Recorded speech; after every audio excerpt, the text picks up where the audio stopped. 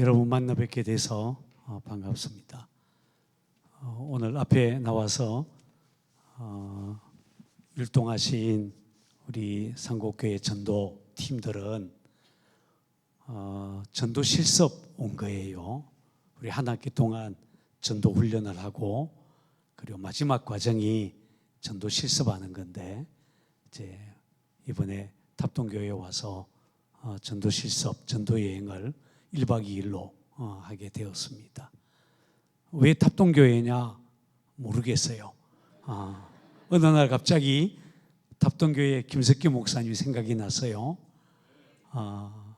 우리 김석기 목사님은 우리 정선에 계실 때부터 제가 알았고, 그리고 워낙 열심히 강원랜더 앞에서 전도도 하고 목회를 너무 잘하시고 계셨는데, 우리 원로 목사님 박용환 목사님께서 은퇴하시면서 아마 김석기 목사님 보고 너 와 이렇게 했던 것 같아요. 워낙 소문이 잘 나고 또 우리 김석기 목사님 목회를 잘하시니까 탑동교회 오게 되었다 이렇게 생각이 되어집니다.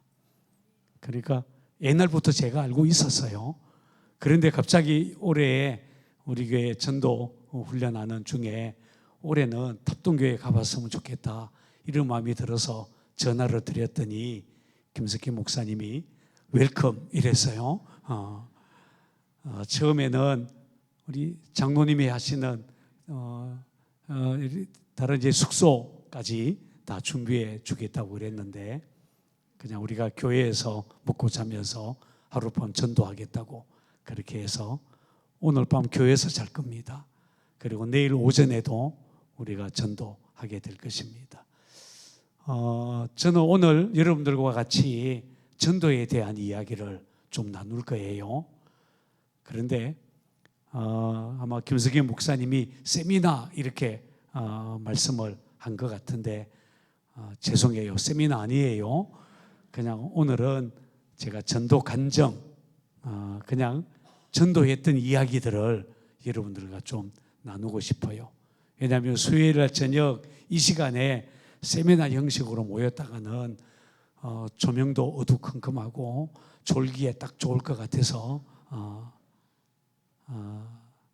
간증을 오늘 주로 제가 좀 여러분들과 나누고 싶습니다. 우리 잠깐 기도하십시다. 하나님, 오늘 저녁 이 자리에 임재해 주셔서 우리가 오늘 밤에 전도에 대한 이야기를 나누게 될 텐데 우리에게 너무 부담스럽고 전도는 잘 못하겠고 그래도 하긴 해야 될 텐데 어떻게 해야 될까 고민에 빠져 있는 많은 성도들에게 오늘 주님께서 오셔서 저의 간증을 통해 또 전도 이야기를 통해 속 시원하게 풀어지는 그런 하나님의 은혜를 경험하도록 이 시간 함께해 주시기를 원합니다. 성령님 이 가운데 역사해 주옵소서. 예수 그리스도의 이름으로 기도하옵나이다. 아멘. 우리 상곡교회는 전도하는 우리 훈련받은 전도 대원들이 많아요. 우리는 화요일 날 오후마다 우리 전도대, 지역 전도대가 나가는데 11개 팀으로 쭉 지역을 나가고 있어요. 한 40-50명 정도 매주마다 모여서 전도를 해요. 또 그 외에 주일 전도팀도 있고 111 전도팀도 있고 그래서 코로나 이후에는 전도팀이 좀 줄었습니다만 그래도 일주일 내내 전도하는 사람들이 우리 교회에는 있어요. 특별히 새벽 전도팀도 있어요. 혹시 새벽에 전도하는 사람을 본 적이 있어요? 우리 교회는 해요. 새벽 기도 마치고 나면 출근하는 사람들 버스 정류장 앞에서 우리가 전도도 하고 그렇습니다. 어쨌든 우리는 열심히 전도해요. 왜 그렇게 열심히 전도하냐 물어보면 간단해요. 담임 목사가 시키니까 하는 거예요. 안 하면 담임 목사가 싫어할 것 같으니까. 그러니까 결국에는 상곡교회는 담임 목사가 제일 열심히 전도한다는 거예요. 좀 믿어줘봐요. 올해 저는 가만히 생각하니까 한 6명 정도에게 제가 복음을 전했어요. 그런데 6명에게 제가 복음을 전했는데 3명은 실패하고, 그래도 3명은 제가 복음을 전하고 2명은 예수님을 영접하는 기도를 했고, 오늘은 제가 전도했는데 천주교 신자래요.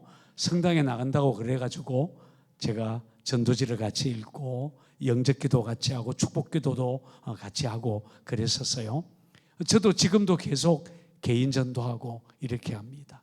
그런데 여러분, 저는 사실은 전도에 대해서 전혀 문외한이었어요. 저는 신학교에서 전도를 배운 적이 없어요. 그리고 제가 군목 생활을 했는데 군목 생활을 하면서도 제가 전도에 대한 갈급함이 전혀 없었더랬어요.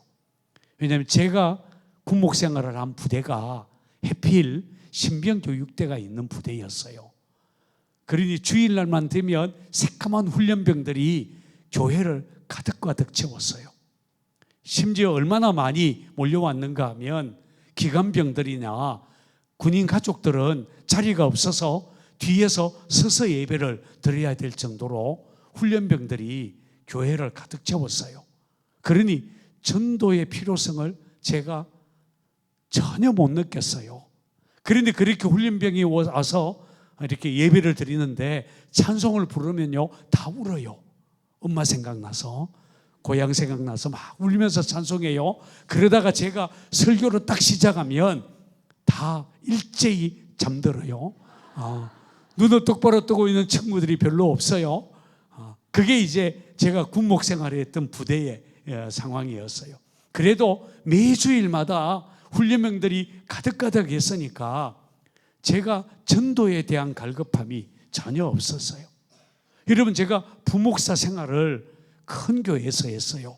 서울 종교교회에서 했는데 그때는 나원용 감독님이 종교교회 담임 목사였고 제가 부목사였어요. 나원용 감독님은 예산 사람이에요. 충청도 오가교회 출신이에요. 예산 농고 출신이에요. 잘 몰라요? 예산 가깝잖아요, 여기. 근데 얼마나 훌륭한 어르신인지 몰라요. 그런데 나원영 감독님은 단 한 번도 전도해라 이런 얘기를 한 적이 없어요. 전도를 안 해도 종교교회는 큰 교회였어요. 그러니까 전도를 배울 기회가 하나도 없었던 거예요. 그러다가 제가 개척교회를 하게 되었어요. 저 서울 면목동, 상봉동, 망우동 혹시 알아요? 망우동은 얘기 들어봤죠? 저 서울 동쪽 끝에 있는 동네예요. 그 세 동네가 모이는 지점 상봉터미널에 있는 곳에서 교회를 개척을 했어요. 그런데 저는 교회를 처음 개척할 때에는 내가 개척하면 교회가 금방 부흥할 줄 알았어요. 나처럼 설교 잘하는 목사가 개척하면 막 소문이 나가지고 사람들이 막 몰려올 줄 알았어요. 여러분 보다시피 제 인상이 괜찮잖아요. 나처럼 인상 좋은 목사가 개척하면 사람들이요 제 얼굴 보고 막 올 줄 알았어요. 올까요? 안 와요. 개척교회를 시작했는데 오는 사람이 없는 거예요. 그래서 비로소 전도해야 되겠구나 이런 생각이 처음으로 든 거예요. 전도를 배우지도 못하고 전도가 뭔지도 잘 모르고 그리고는 전도를 이제 시작하려고 했는데 다른 교회에서 어떻게 전도하나 이렇게 봤더니 노방전도라는 것을 한대요. 노방전도가 뭐예요? 길거리에서 전도하는 거예요. 그냥 전도하는 게 아니라 어깨띠하고 주 예수를 믿으라 무슨 교회 이렇게 적고 어깨띠를 메고 길거리에서 전도지를 나눠주는 전도를 하는 거예요. 노방전도. 전도는 저렇게 하면 되겠구나. 그래서요 같이 개척한 우리 교인들한테 우리 전도하러 나가십시다 이랬더니 교인들도 하자고 그랬어요. 그런데 제가요, 어깨띠는 하지 마십시다. 이랬더니요, 다 좋아했어요. 그럼 어깨띠 하지 않고 그냥 전도지만 들고 어디로 나갔는가 하면 면목동 사거리로 나갔어요. 면목동 사거리는요, 얼마나 사람들이 많은지 몰라요. 그야말로 사람들이요, 바글바글해요. 거기 전도지 50장 들고 나가서 이렇게 전도지 나눠주는 거 20분, 30분이면 50장 금방 나눠줘요. 그런데요, 처음으로 노방전도를 나갔는데 서서 전도지를 나눠주는데 아니, 너무 창피한 거예요.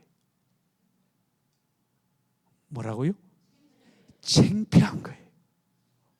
사람들이요, 나만 쳐다보는 것 같은 거예요. 막 너무 창피해서 그거 전도지 얼른 나눠주고 교회로 뛰어 도망쳐 왔어요. 그리고는요, 다시는 전도를 못 하겠는 거예요. 너무 창피해서. 그래서 그 다음 주에 전도하자 말 안 했어요. 교인들도 아무 말 안 했어요. 한 달 정도 지나니까 교인들이 목사님 왜 전도 안 해요? 이렇게 얘기하는 거예요. 그래서 그러면 전도하지요. 그런데 이번에는 노방전도 하지 말고 우리 축구전도 하십시다 이랬어요. 축구전도가 뭐예요? 혹시 알아요? 지금 아파트 단지니까 축구전도 못 하죠. 옛날에는 아파트가 별로 없었어요. 면목동도 그랬어요. 집집마다 다니면서 전도하는 게 축구전도예요.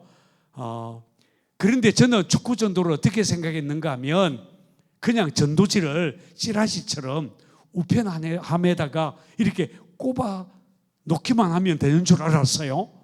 얼마나 쉬워요. 전도하는데 축구전도 전도지 들고 나가가지고 사람 만날 필요 없이 그냥 우편함에다만 전도지를 꽂아 놓고 오면 되는 전도, 이렇게만 생각한 거예요.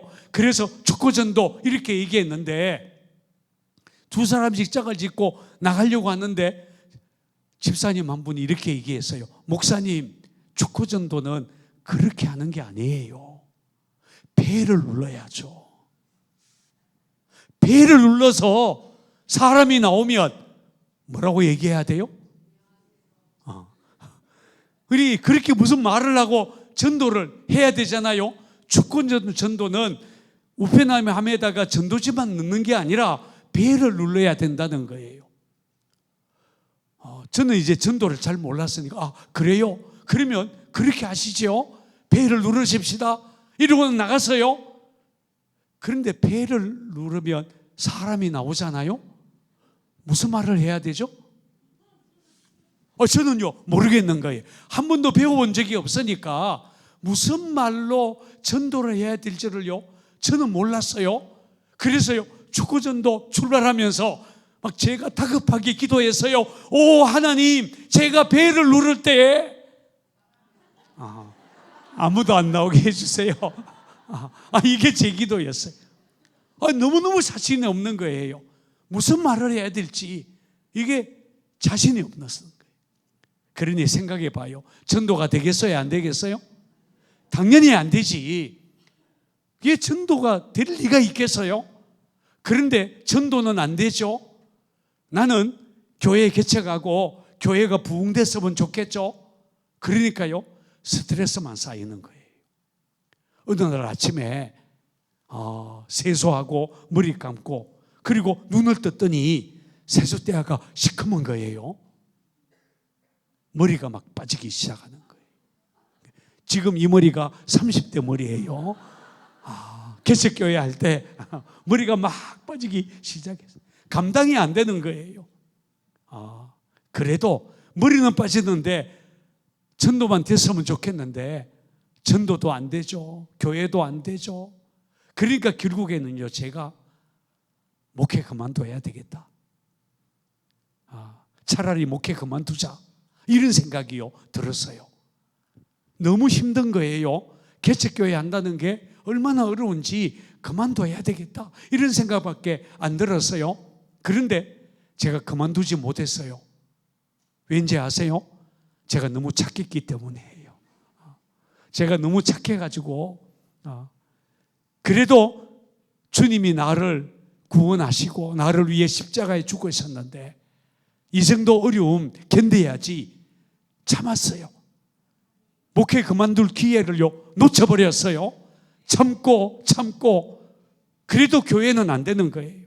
그렇게 1년 반 정도를 너무너무 힘든 시간을 보냈어요.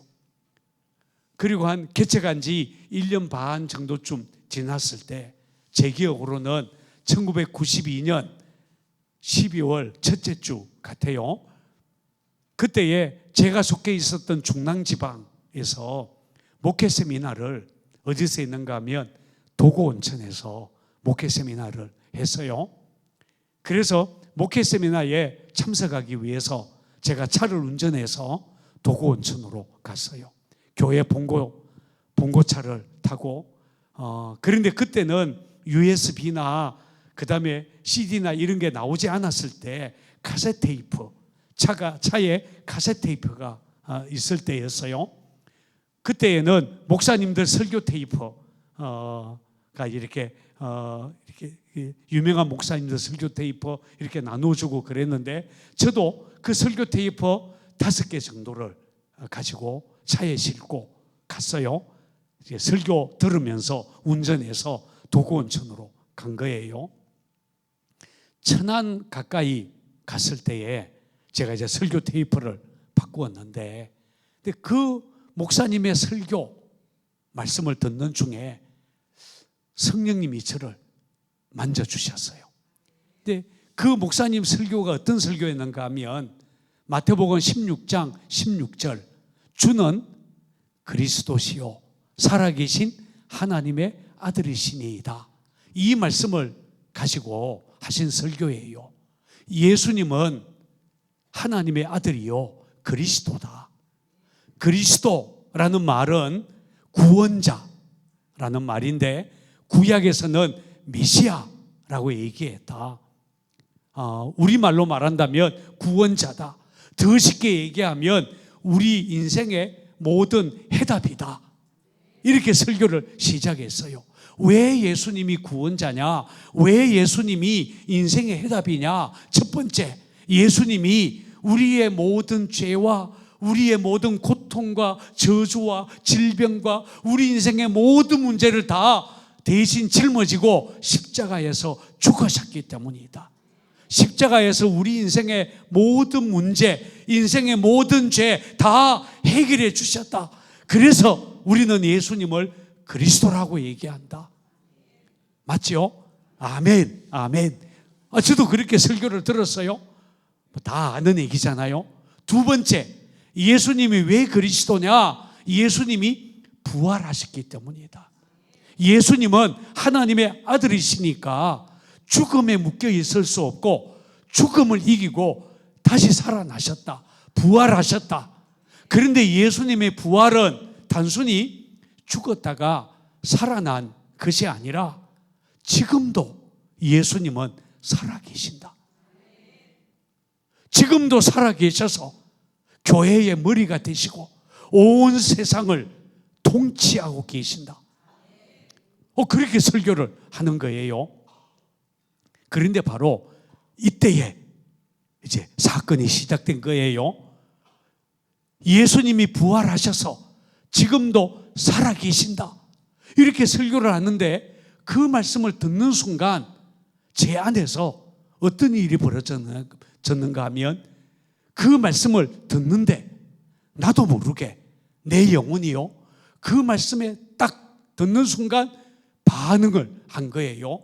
내 영이, 내 안의 영이요 나도 모르게 꿈틀하면서 그 말씀에 반응을 한 거예요. 마치요 뭐와 같은가 하면 하나님의 말씀을 듣는데 그 말씀이요 잠자고 있는 내 영을요 툭 건드리는 것 같았어요. 흔히 우리가 말씀이 우리의 영혼을 터치한다 이런 표현을 하잖아요. 하나님의 말씀을 듣는데 그 말씀이요 제 영혼을 툭 건드리고 내 속에서는요 하나님의 말씀을 듣는 순간 내 영혼이 꿈틀하면서 반응을 한 거예요. 그렇지, 예수님 살아나셨지. 아니 예수님 지금도 살아계시지. 교회의 머리가 되시지. 온 세상을 통치하고 계시지. 그런데 나는 왜 안 되는 거야? 왜 우리 교회는 안 되는 거야? 그 말씀이에요. 갑자기요, 내 영혼이 반응을 하기 시작한 거예요. 그런데 그 순간 어떤 일이 벌어졌는가 하면 영혼이 그 말씀에 반응을 하면서요, 나도 모르게 내 속에서 눈물이요 왈칵 쏟아졌어요. 근데 이것은 감정적인 눈물이 아니에요. 제 속에서 내 영혼이, 나도 모르게 내 영혼이요 속에서부터 터져나오게 하는 울음이었어요. 막 눈물이 쏟아지는 거예요. 운전하고 가는데 막 눈물을 쏟은 거예요. 안경 썼죠. 지금 운전해야 되죠. 눈물 닦으면서 운전하면서 이게 잘 안 되는 거예요. 그래서요, 차를 길 옆에다가 세웠어요. 그리고는 길 옆에 차를 세우고 그냥 엉엉엉 울기 시작했어요. 설교는 계속 되는 거예요. 설교가 끝나고 나니까 옛날에는 또 처음부터 다시 돌아가요. 옛날 카세트 테이프가 그랬어요. 설교는요, 한번 끝났다가 다시 처음부터 다시 돌아가고, 그 사이에서는요, 운전대 붙들고 그냥 엉엉엉 울기 시작한 거예요. 얼마를 울었는지 기억이 안 나요. 내 속의 영이 살아나는 시간이었고, 성령님이 저를 깨우는 시간이었고, 성령님이 제 영을 살리는 시간이었던 거예요. 막 울었어요. 그런데 그렇게 울다가 어느 순간 또 갑자기요, 눈물이 뚝 그치더니 이번에는 어떤 일이 벌어졌는가 하면 내 속에서요 막 기쁨이 솟아나기 시작하는 거예요. 혹시 알아요? 이 기쁨은요, 이것도 말로 표현이 안 돼요. 막 내 영혼 속에서 막 기뻐지기 시작하는데 막 기뻐서 어쩔 줄을 모르겠는 거예요. 여러분, 개척교회, 작은 교회 목사 아무 문제가 안 됐어요.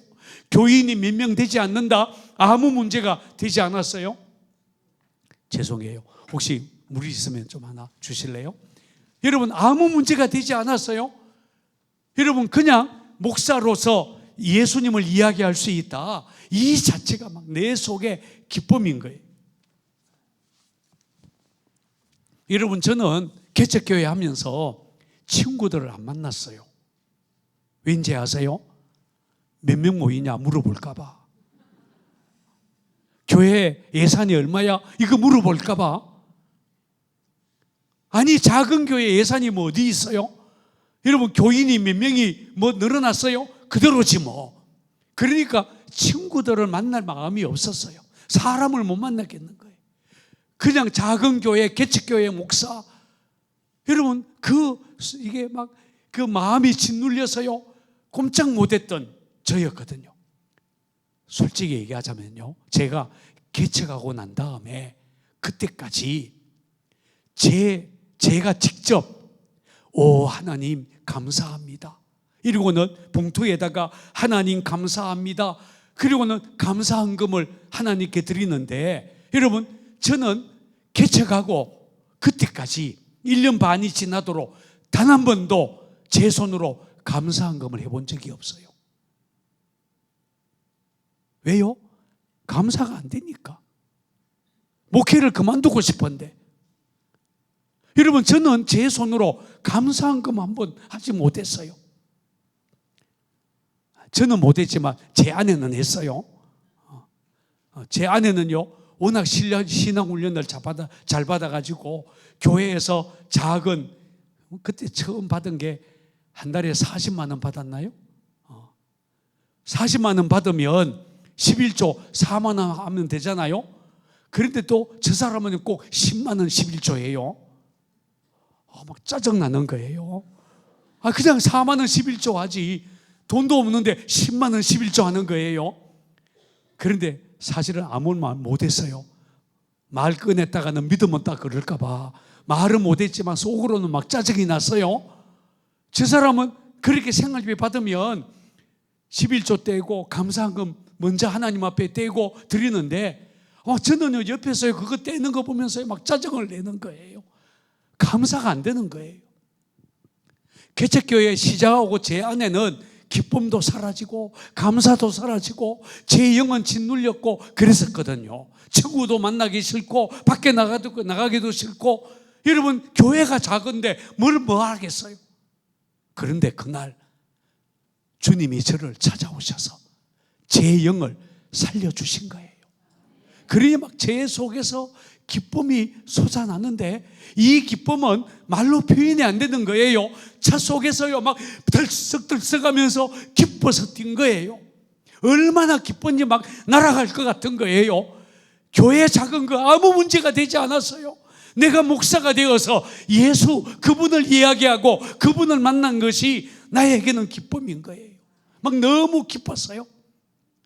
목회 세미나 끝났어요. 집에 돌아왔는데 문제는 이제 그 다음 주예요. 그 다음 주 제가 주일 설교를 토요일 날 준비를 했는데, 제목 내가 만난 그리스도, 본문 마태복음 16장 16절. 할렐루야. 이렇게 정하고, 그리고는 토요일 날 설교문을 쓰는 거예요. 며칠 전 차 속에서 나를 찾아와 주신 예수, 내 영혼 속에 주님이 주신 기쁨, 그것을요 설교문에다가 적기 시작했어요. 문제는요, 막 쓰는데 며칠 전에 막 날아갈 것이 기뻤던 그 기쁨이요 제 속에 막 다시 솟아나기 시작하는 거예요. 그래서 설교문을 쓰다가 벌떡 일어나서요 막 이게 마음을 진정해야 되니까 집안을 한 바퀴 돌아요. 그리고 마음을 진정시키고 다시 앉아서 또 설교문을 썼어요. 여러분, 설교문을 쓰다가 또 벌떡 일어나서 방 한 바퀴 돌고, 왜냐하면 막 마음이 흥분이 되는데 너무 기쁜데 이거 주체가 안 되는 거예요. 그때 누군가가 저를 툭 건드리기만 해도 나도 모르게 예수 이렇게 나올 판이에요. 내일 주일이요 막 얼마나 기다려지는지, 내일이 막 빨리 왔으면 좋겠는 거예요. 내가 만난 예수님을 막 말하고 싶어서 막 견딜 수가 없었던 거예요. 그 다음 날 주일날, 여러분 제 기억으로는 그날 예배가 그야말로 성령님이 임하시는 예배, 성령님이 임하시면 이런 예배겠구나 이렇게 생각될 정도로 그날 예배가 성령님이 임하시는 예배가 된 거예요. 그때부터 시작해서 제 마음에는요 기쁨이 사라지지 않는 거예요. 여러분, 그때가 1992년 12월 첫 주였는데 지금까지도 그때의 기쁨이 제 안에 있어요. 아마 죽을 때까지 가겠죠. 아마 천국까지 갈 것 같아요. 이 기쁨이요 사라지지 않는 거예요. 주님이 주신 기쁨이 제 안에 있는 거예요. 그래도 제가요 전도를 막 잘한 것은 아니었어요. 그러다가 제가 결정적으로 전도를 하게 된 한 사건이 생겼어요. 뭐냐 하면, 막 내 안에서는 예수님을 말하고 싶은 마음이 막 일어나는데, 제가 어느 집사님 집에 갔어요. 가서 예배를 드리는데 그 집사님의 시어머니가 같이 예배를 드리게 되었어요. 그 시어머니는 충청북도 진천에 사시는 분이에요. 그런데 당뇨가 심해가지고 서울 병원에서 진료받으러 아들네 집에 온 거예요. 며칠 머물러 있는 사이에 제가 신방을 갔어요. 저는 당연히 교회 다니는 줄 알고, 왜냐하면 집사님 어머니니까 당연히 교회 다니는 줄 알고 그냥 예배 드렸어요. 예배 마치고 난 다음에 할머니 어느 교회 다니세요? 직분이 어떻게 되세요? 이렇게 여쭤봤잖아요. 그런데 이 할머니가 하는 얘기가, 자기는 예수 안 믿는데요, 교회를 가본 적이 한 번도 없대요, 예배는 오늘 처음 드려본대요. 그 얘기를 딱 듣는 순간에 나도 모르게 이 할머니에게 전도했으면 좋겠다 이런 마음이 들었어요. 그래서 제가 이야기를 시작했어요. 할머니, 하나님은 살아 계시는데 사람들이 눈에 안 보인다고 하나님 없다고 해요. 그런데 눈에는 안 보이지만 하나님 살아 계셔요. 제가 하나님 만나는 길 알려드릴까요? 제가 이렇게 얘기를 시작했어요. 그때 이제 우리 교회에서 쓰는 전도지 타이틀이 뭐냐면 하나님을 만나는 길이었어요. 그래서 제가 그렇게 전도를 시작한 거예요. 하나님을 만나는 길을 알려드릴까요? 이랬더니요, 이 할머니가 알려달래요. 뭐 알려달라는 거. 그래서 제가요, 바싹 딱 앉아서요, 할머니한테 얘기를 꺼냈어요. 하나님은 눈에 안 보이신다. 그런데 하나님이 우리 인간들에게 하나님을 알려주시기 위해 이 땅에 하나님의 아들을 보내셨다. 하나님이 세상을 이처럼 사랑하사 독생자를 주셨으니 이는 그를 믿는 자마다 멸망하지 않고 영생을 얻게 하려 하심이니라. 하나님이 그 아들을 세상에 보내셔서 하나님을 알려주셨다. 하나님이 보낸 그 아들이 누구냐? 예수님이다.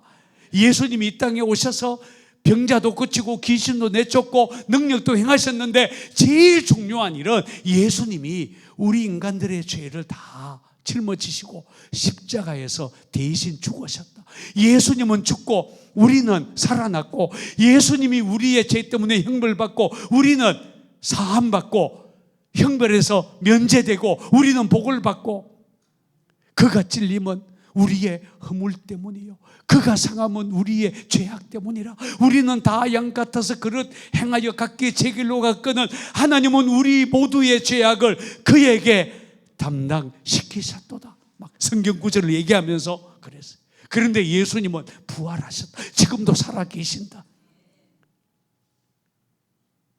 그래서 우리는 이 예수님을 그리스도 구원자라고 얘기한다. 오늘 할머니가 이 예수님을 믿으면 하나님의 자녀가 될 수 있다.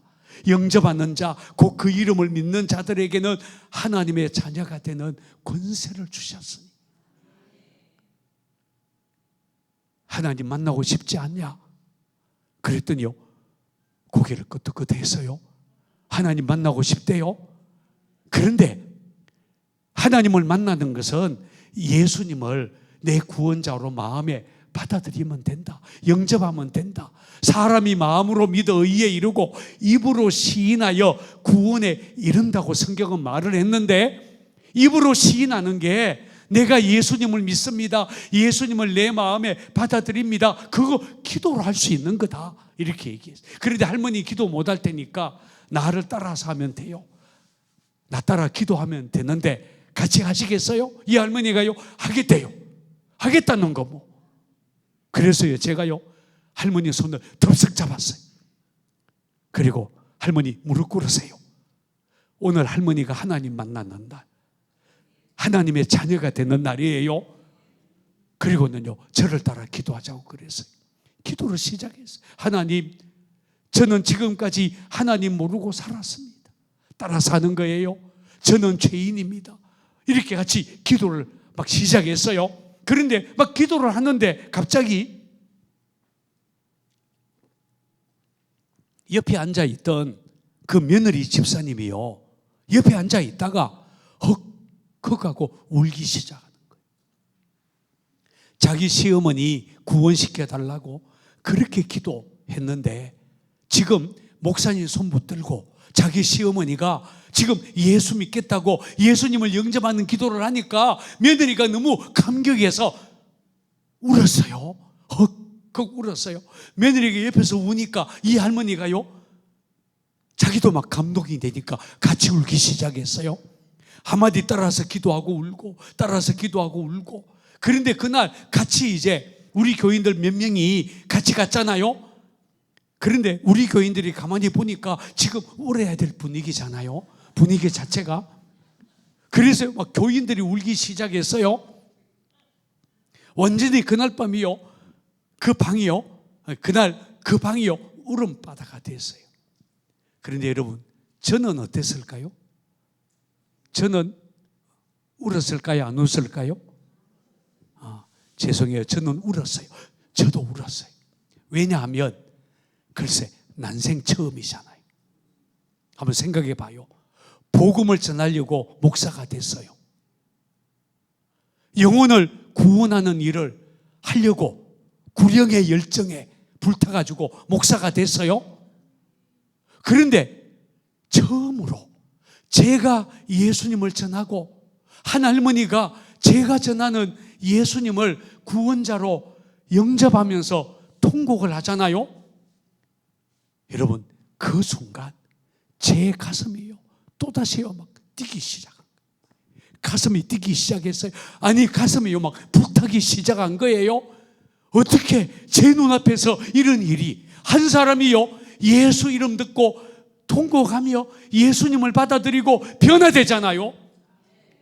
이거는요 막 제 가슴을 막 뛰게 하는 일이었어요. 얼마나 가슴이 뛰는지요. 막 저도 막 눈물을 펑펑 쏟았어요. 그런데 그날 이 할머니와 같이 손을 붙들고 영접 기도를 하는 바로 그날 성령님이 제 안에 굉장한 말씀을 하셨어요. 이렇게 말씀하셨어요. 내가 이걸 위해 너를 목사로 불렀다. 어둠에 있는 사람을 빛으로, 죽음에 있는 사람들을 생명으로 인도하기 위해 내가 너를 목사로 불렀다. 너 이 일에 헌신해라. 성령님이요 제 가슴에 그렇게 말씀하셨어요. 그래서 그날, 바로 그날 이 할머니 손 붙들고 기도했던 바로 그날부터 제가요 전도에 미치기 시작했어요. 전도에 미쳤다, 이 말이 맞아요. 왜냐하면 그때부터 시작해서 거의 3년 반 정도까지요 전도만 했어요. 무슨 말인지 이해가 안 될 줄 알아요. 어쨌든 전도만 했어요. 전도에 정신이 팔려가지고 저만 그런 게 아니라 제 아내는 더했어요. 어쨌든 둘이요 정신없이 막 전도만 하기 시작했어요. 그 할머니가요 그렇게 저하고 같이 예수님을 영접 기도하고 며칠 후에 충북 진천으로 내려갔어요. 나중에 들은 후일담이에요. 그 할머니가 시골에 내려가서는 아들, 딸내들 다 불렀대요. 모여라. 그러더니 얘들아, 이번에 내가 서울 호기네 집에 가서 예수 믿기로 했다. 호기라는 말은 그 아들 이름이에요. 호기네 집에 가, 이름이 백호기 집사예요. 제가 장로가 됐는가 물어봤더니 아직 장로는 안 됐대요. 권사래요. 어쨌든 이 백호기 집사, 호기네 집에 가서 내가 예수 믿기로 했다. 너희들 다 나 따라서 교회 다녀야 된다. 그리고는요 한 집안이 뒤집어진 거예요. 이 할머니가 예수 믿고 난다. 나중에 들은 얘기예요.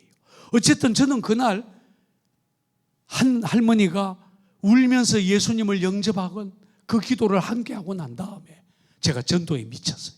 그리고는 제가 서울 동쪽 면목동에서 개척을 했잖아요.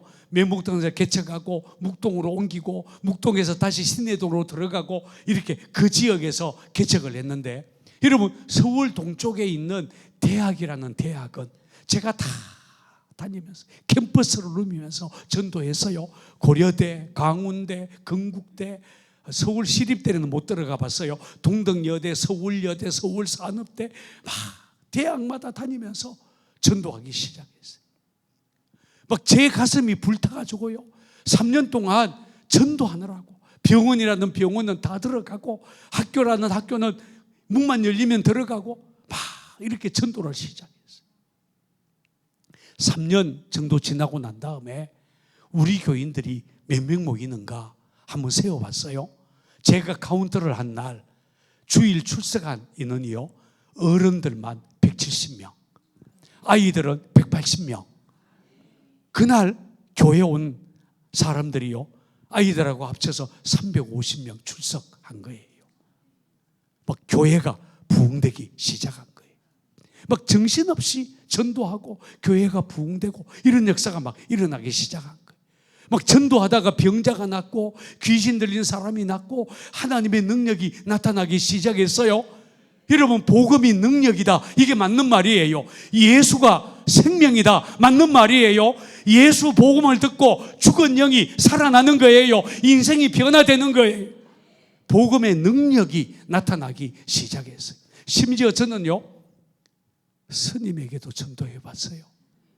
그 부산에서 목회할 텐데 토요일 오후에 제 사무실에서요 조계종 소속 스님을 만나서, 그래서 제가요 하나님의 선물 우리 전도지 가지고 제가 이 스님에게 전도했어요.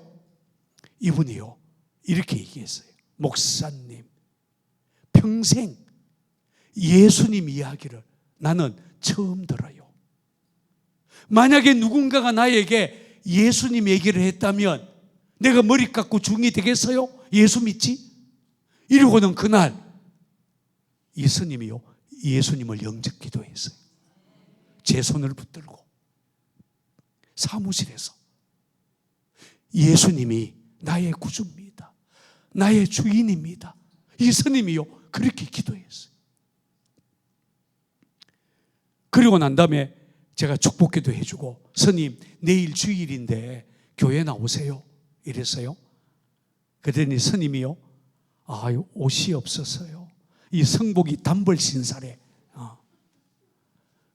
괜찮아요, 성복 입고 오시면 우리가 옷 드릴게요, 오세요. 그리고는 악수하고 헤어졌어요. 저는 주일날 이분이 나올 거라고는 꿈에도 생각을 못했어요.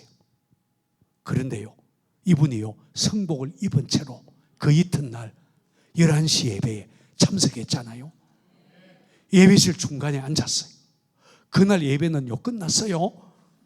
제 설교 듣고 은혜 받은 게 아니라 성복 입은 스님이 앉아있는 거 그거 보면서요 막 아멘 할렐루야 막 교인들이요 난리가 난 거예요.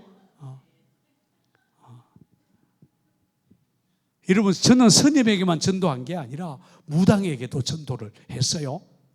여러분, 저를 통해서 무당들이요 여러 명이 예수를 믿었어요. 지금 부평 상곡교회에 와서도 한 분에게 복음을 전했어요. 그리고 예수님 영접 기도했어요. 여러분, 복음이 제 안에 살아있으니까, 예수님이 내 안에 살아있으니까 전도를 통해서 능력이 나타나기 시작하는 거예요. 할렐루야. 지금도 저는 우리 교회는 계속 전도하고 있어요. 여러분, 오늘 저는 제 간증을, 제가 어떻게 전도를 시작하게 되었는가 이 이야기를 했어요. 그런데 오늘 제 간증처럼 오늘 예수님께서 하신 말씀이 딱 그 말씀이에요. 예수님은 제자들에게 이렇게 말씀하셨어요. 너희는 예루살렘 떠나지 말고 아버지께서 약속하신 것 기다려라. 요한은 물로 세례를 베풀었지만 너희는 몇 날이 못 되어 성령으로 세례를 받으리라. 그리고 우리가 너무나 잘 아는 사도행전 1장 8절 오직 성령이 너희에게 임하시면 너희가 권능을 받고 예루살렘, 유대, 사마리아 땅 끝까지 이르러 내 증인이 되리라. 오직 누가 임하면? 성령이 임하면, 성령이 임하면 내 증인 되리라 이랬어요. 여러분, 예수님은 증인 되어라, 증인 되어야 한다 이렇게 말하지 않고 성령이 임하면 증인이 될 것이다 이렇게 말씀하셨어요. 그러니 증인 되는 것은 그냥 되는 거예요. 누가 임하면? 성령이 임하면. 그러니까 성령 받으라는 거예요. 성령 받으면 증인이 되리라 이렇게 말씀하신 거예요. 여러분, 저한테 꼭 해당되는 말이에요. 성령님이 제 안에 오자, 성령이 제 마음을 뜨겁게 하자, 제 영혼을 깨워주자. 여러분, 저는 예수님을 말하는 전도자가 되고 예수의 증인이 될 수 있었어요. 여러분, 전도가 뭐냐? 전도하라 말라 그게 아니라 우리에게 성령이 임하면 우리는 증인이 될 수 있다는 거예요. 그래서 전도하려고 하지 말고 먼저 성령 받아야 돼요. 이게 오늘 예수님이 하신 말씀이에요. 그래서 사도행전 1장 8절 오직 성령이 너희에게 임하시면 내 증인이 되리라. 우리는 이 말씀을 오늘 우리는 가슴에 잘 새겨야 돼요. 이게 전도가 되는 원리예요. 여러분, 전도는 내가 하는 게 아니에요. 성령이 임하시면 성령이 우리를 전도할 수 있게 하셔요. 이게 성경이 말하는 전도에 대한 가장 기본적인 개념이에요. 그래서 오늘 잠깐 말씀을 나눈다면 제일 먼저 제가 오늘 두 가지 이야기를 할 거예요. 먼저 오직 성령이 너희에게 임하시면, 이 말씀을 주목해야 돼요. 여러분, 누가 정인이 될 수 있다고요? 성령이 임한 사람이 정인이 될 수 있다는 거예요. 여러분, 저는 존 웨슬리, 우리 감리교 운동을 시작한 웨슬리 목사님을 공부했어요. 그런데 여러분, 웨슬리 목사님이 18세기 영국 사회를 뒤흔들어 놨던 위대한 전도자예요. 그래서 그 웨슬리를 후대 사람들은 뭐라고 부르는가 하면 burning heart, 불타는 마음을 가진 전도자, burning heart 이렇게 불렀어요. 불타는 마음을 가진 전도자가 존 웨슬리 이렇게 불렀어요. 여러분, 웨슬리가 영국 사회를 완전히 뒤집어 놨는데 전도를 통해서거든요. 웨슬리가 어떻게 그렇게 전도자가 될 수 있었느냐? 흔히 웨슬리가 전도자가 될 수 있었던 것은 두 가지 모티브가 있다고 얘기해요. 하나는 1738년 5월 24일 저녁 9시 15분 전 올드스게이 거리에서 그가 회심하는 경험을 해요. 아, 예수께서 내 죄를 다 사하셨구나. 오직 예수만이 내 구원자구나. 여러분, 그것을 가슴 깊이 깨닫은 날이 웨슬리가 회심하는 날이에요. 이게 첫 번째 모티브예요. 웨슬리가 예수님이 내 죄를 다 사하셨다, 이것을 깨닫는 순간 웨슬리의 가슴이 뜨거워졌대요.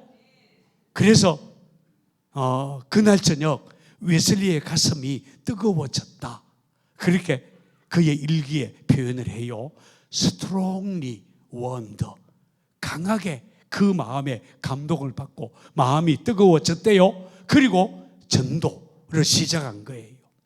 그 다음에 웨슬리 목사님을 전도자가 되게 한 두 번째 모티브가 있어요. 그게 뭐냐 하면 1년이 채 지나지 않아서 1739년 1월 1일이에요. 1월 1일 새벽 3시, 1939년 1월 1일, 이게 뭐죠? 새로운 한 해, 송구영신 예배 드리는 새로운 한 해를 맞이하는 바로 그 시간에 베트레인이라고 하는 곳에서 이 베트레인 신도에 60명이 모여서 애찬식을 했대요. 주의 성찬을 나누고 간정을 나누고 그러면서 새해를 맞이한 거예요. 그런데 새벽 3시가 되었을 때 갑자기 하늘이 열리고 성령님이 그 모임에 임하신 거예요.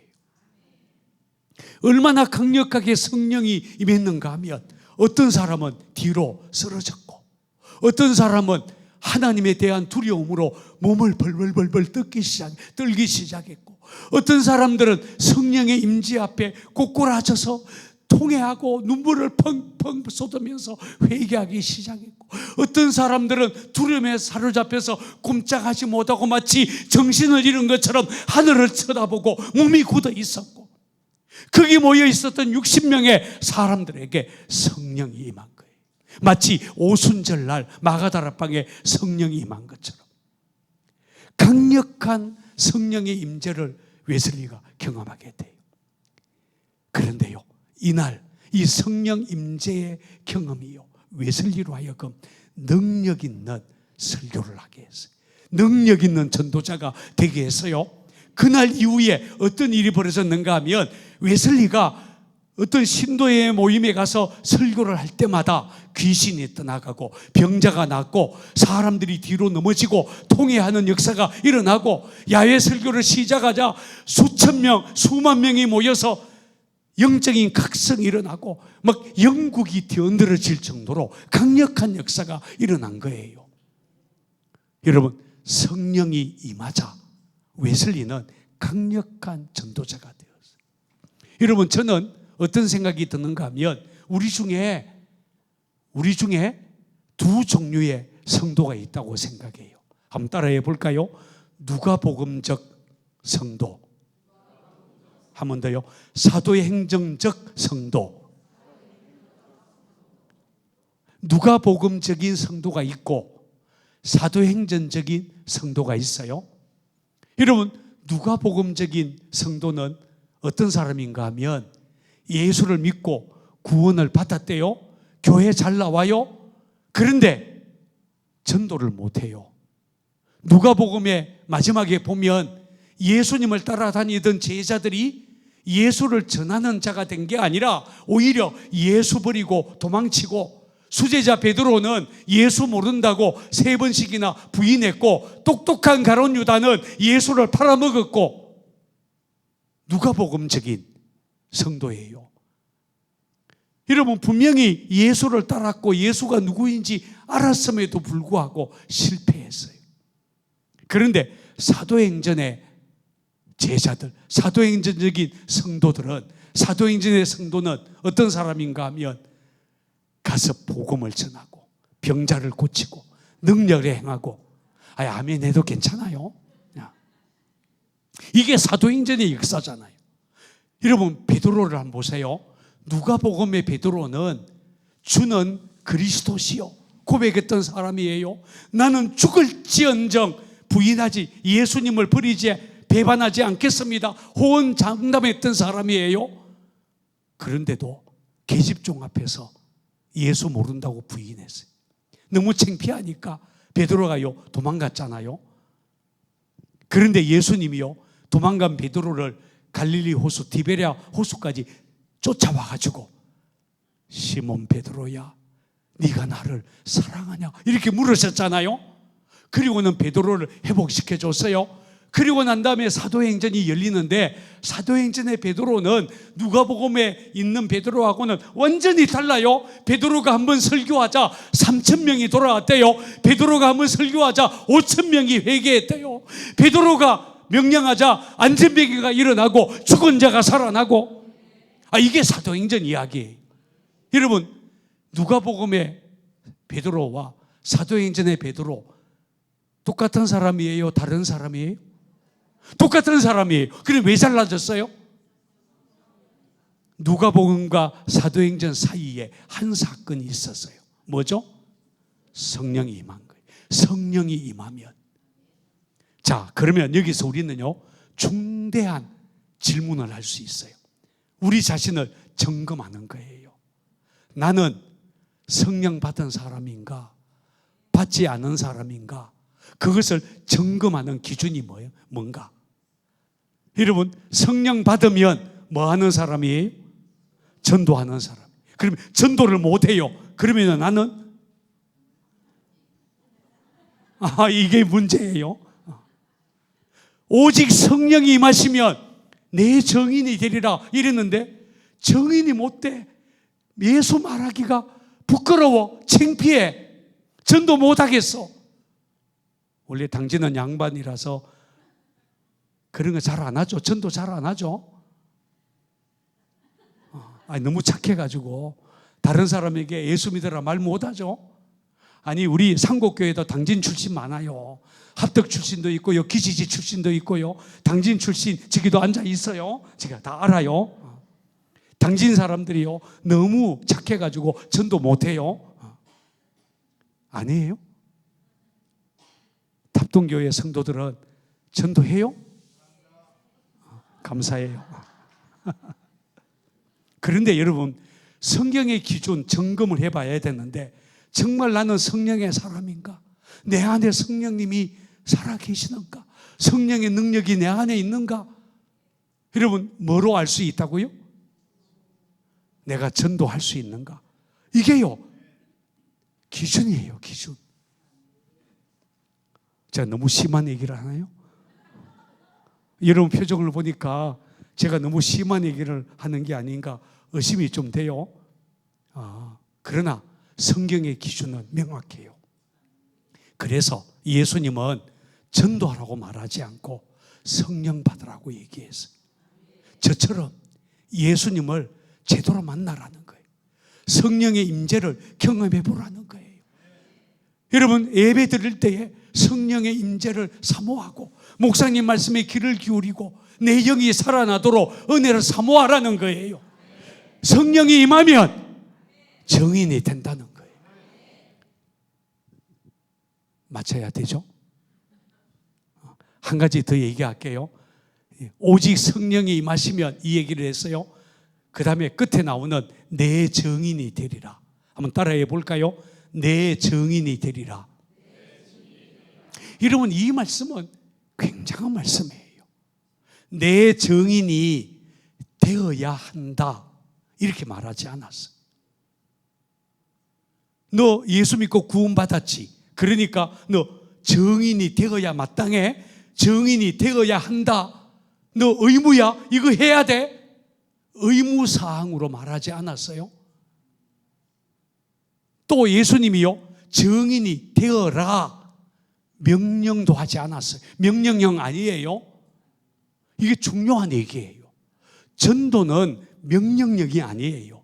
너 전도해, 예수님이 그렇게 말한 게 아니에요. 전도해야 마땅해, 당연한 거야, 의무야, 이거 해야 돼, 이렇게 말하지 않았어요. 여러분, 증인이 뭐라고 그랬죠? 되리라. 될 거라는 거예요. 이것은요, 약속 형태예요. 전도는 되는 거라는 거예요.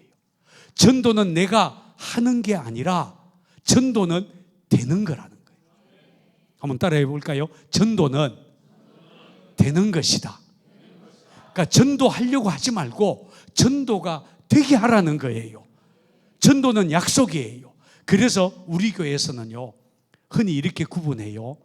내 힘으로 하는 전도가 있고, 성령님이 나를 통해서 하는 전도가 있고, 내가 하는 전도가 있고, 성령님이 하는 전도가 있고.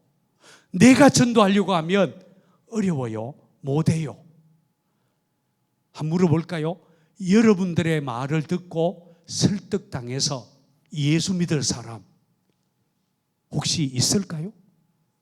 내가 말하면 내 말에 설득당해서 예수 믿을 사람, 제가 분명히 단언하건대요, 한 명도 없어요.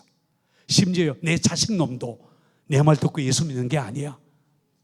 내 말에 설득당해서 예수 믿을 사람 세상에 한 명도 없어요. 그런데도 여러분, 예수 믿는 사람이 일어나요. 누가 하는 전도예요? 성령님이 하는 거예요. 내가 하는 게 아니에요. 여러분, 이상하죠? 내가 전도하는 것 같은데 아니에요. 여러분, 저는요, 지금도요, 많은 사람들이 제가 전하는 복음을 듣고 예수님을 영접하는 기도를 해요. 지난 2주 전에는요, 대전에 사는 사람에게 제가 전화기로 전도했어요. 아니, 직접 얼굴 마주 대한 것도 아니고 전화기 대고, 전화기에다가 대고요, 제가 전도했고, 저하고 예수님을 영접하는 기도를 하다가 전화기 붙들고 헉헉하고 통곡을 했어요. 혹시 제가 막 전도를 잘하는 기술이 있을까요? 아니에요. 아니에요. 제가 한 게 아니에요. 누가 한 거예요? 성령님이, 하나님이 하시는 거예요. 전도는 하나님이 하시게 하는 거예요. 근데 이 얘기는 굉장히 중요한 개념이라서 오늘 얘기를 못해요. 김석기 목사님이 나중에 한번 전도 세미나, 전도를 훈련하는 기회를 준다면 여러분들과 나눌 수 있는, 이거 굉장히 중요한 전도의 개념이에요. 흔히 예비된 영혼이라고 하는 개념이에요. 우리가 하는 게 아니라 하나님이 구원받을 사람을 예비해 두신다. 우리가 전도하러 나가면. 오늘도 우리가요, 경로당에 가서 전도해. 저는 경로당 팀으로 가서 전도했어요. 그런데 경로당에 갔을 때에 우리 교회 어느 권사님이 그랬어요. 목사님, 이 경로당은 하나님이 구원받을 사람을 다 준비해 놓은 것 같아요. 여러 할머니들이요, 그 자리에서 예수님을 영접 기도하고, 그리고 답동교회 나오겠다고 약속하고요, 이름 적고요, 전화번호 적고 다 했어요. 오늘 5군데 경로당에 갔는데 여러 할머니들이 가요. 여러분, 우리 교회 전도팀들이 전도를 잘해서가 아니에요. 누가 역사하는 거죠? 하나님이 하시는 거예요. 이 원리를 우리는 예비된 영혼이라는 전도의 원리로 가르치고 있어요. 이제 그만할게요. 자꾸 여러분들이 저한테 눈치서 줘요. 빨리 마치라고. 제가 오늘 간단하게 제 간증만 하고 마치겠다 이렇게 생각했는데 말이 길어졌어요. 원래 목사는 이렇게 말이 많아요. 용서하시기 바랍니다. 자, 주님은 우리를 통해서 지금도 영혼들을 구원하기를 원해요. 우리가 약한 줄 주님은 아셔요. 내가 말 잘 못하는 거 아셔요. 나에게 용기 없다는 거 아셔요. 그래서 주님은 우리에게 네가 하는 게 아니야. 내가 너희에게 뭘 부어주겠다? 성령을 부어주겠다. 그렇게 약속하신 거예요. 그러니까 전도는 될 수밖에 없어요. 성령님이 역사하니까. 그러니까 우리가 이 사실을 믿어야 돼요. 앞으로 탑동교회가 우리 김석기 목사님과 함께 사실은 탑동교회가 복받은 교회예요. 왜냐하면 요즘 같은 시대에요, 좋은 목사님이 담임 목사님이다. 이거요 진짜 자랑할 일이에요. 김석기 목사님이 얼마나 훌륭한 목사님인지 탑동교인들은 알아요? 진짜 알고 있어요? 정말이에요. 감리교에서요 정말 좋은 목사님. 그러니 좋은 목사님을 모시고 같이 신앙생활하는 탑동교회 교인들이요, 여러분 목사님을 존경하고 같이 전도하자 이럴 때 같이 하고 그러면 사도행전의 역사가 일어날 수 있어요. 꼭 그렇게 되기를 바랍니다. 기도하겠습니다.